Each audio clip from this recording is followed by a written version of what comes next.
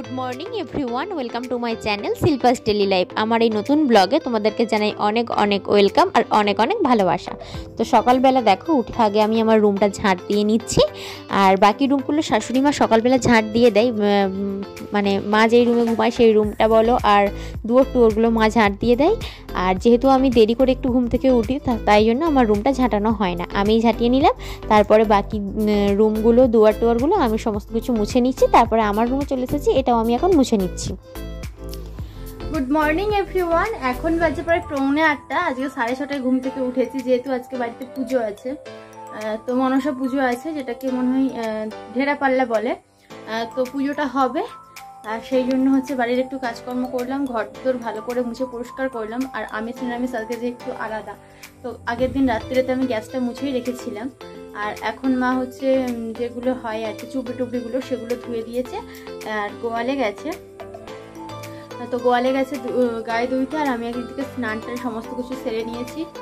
তো চলো এবার রান্নাঘরে যাই, গিয়ে চা করবো, আর ওভেনগুলো পরিষ্কার করতে হবে, ওভেনগুলো পরিষ্কার করা হয়নি। চলো যাই।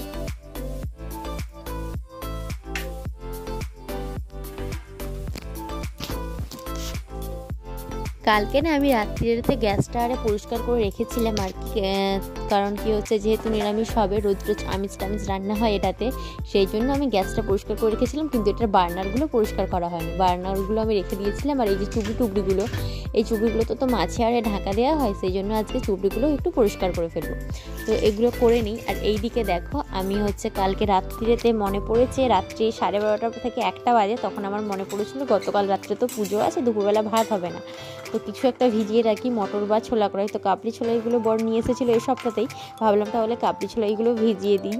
তো কাবলি ছোলাইগুলোই ভিজিয়ে দিয়েছিলাম আর কি, বেশ কিছুটা পরিমাণে, মাপটাপ নিয়ে ভিজাইনি, যতটা ছিল ভিজিয়ে দিয়েছিলাম। তো এটারই আজকে তরকারি বানিয়ে ফেলবো। তার আগে পুজোর জোগাড় তো করতেই হবে, পুজোর জোগাড়টা করবো। মা গেছে গোয়ালে, মা আর বাপির জন্যই গায়ে ধুইতে গেছে গোয়ালে, তো আসলে তারপরে বাপি মাকে চাটা বানিয়ে দেবো। আর এইদিকে দেখো আমি বার্নারটা পরিষ্কার করে নিচ্ছি। তো আজকে মোটামুটি হালকার উপর পরিষ্কার করলাম, পরে একদিন ঘষে মেজে ভালো করে চকচকে করবো। আজকে আর খুব একটা সময় হবে না, অন্যদিকে পুজোর জোগাড়টাও তো করতে হবে। আর এইদিকে দেখো আমি চা করতে বসিয়ে দিয়েছি, আর এইদিকে আমি দুধ গরমটাও বসিয়ে দিয়েছি। তো চাটা হতে থাক, আর চাটা হতে থাকছে। আর এইদিকে আমাকে খেয়াল রাখতে হবে চায়ের দিকে, কারণ কি যেই দিনই আমি ওভেনটা পরিষ্কার করে চা বসাই, সেই দিনই দেখি যে চাটা উতলে বা দুধ উতলে ওভেনের মধ্যে পড়ে যায় বার্নারের ওপরে, এরকমটা আমার হয়েই থাকে। তাই জন্য আজকে আমি একদম লক্ষ্য রাখবো যাতে না পড়ে। এইদিকে আমার পুজোর জোগাড়টা হয়ে গেছে। আর আজকের পুজোটা না আমাদের শুধু এই খই চাল কড়াই ভাজা দিয়েই হয়, তো সেই জন্য খই চাল কড়াই ভাজা রেডি করা হয়েছে। আর 3টে আমাদের দিতে হয় আর কি, কী বলে এটাকে খেয়াল করছে না এই মুহূর্তে।